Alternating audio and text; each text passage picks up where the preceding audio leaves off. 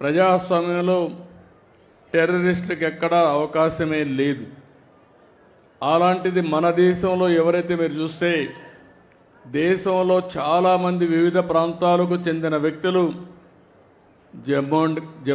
కాశ్మీర్కి వెళ్ళడం అతి దారుణంగా, అతి కిరాతకంగా ఆడబిడ్డల ముందర, పిల్లల ముందర మగవాళ్ళని ఇష్టానుసారంగా చంపేశారు.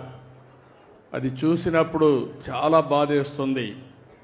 అలాంటి సంఘటన జరిగిన తర్వాత ప్రధానమంత్రి గారు ఎప్పుడూ చెప్పారు, తీవ్రవాదానికి ప్రపంచంలో చోటు లేదని చెప్పి దీనిపైన చర్య తీసుకోవాలని సింధూర్ అనే కార్యక్రమం పెట్టి టెర్రరిస్టులను హతం చేసిన దేశం, హతం చేసిన ప్రభుత్వం కేంద్రంలో ఉండే ఎన్డీఏ ప్రభుత్వం అని చెప్పి కూడా నేను మీకు తెలియజేస్తున్నాను.